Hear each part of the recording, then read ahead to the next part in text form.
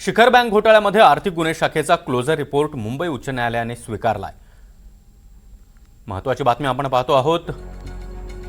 दिवंगत नेते अजित पवार, सुनेत्रा पवार, रोहित पवारांसह 70 जणांना यामध्ये क्लीन चिट मिळाली आहे।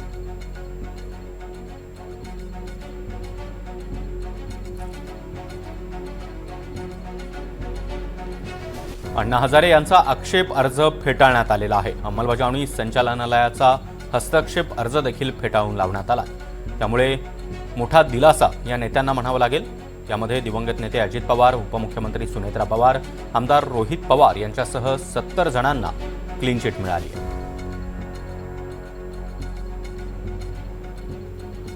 महत्त्वाची बातमी आपण पाहतोय। शिखर बँक घोटाळ्यामध्ये आर्थिक गुन्हे शाखेनं क्लोजर रिपोर्ट मुंबई उच्च न्यायालयाने हा स्वीकारलेला आहे।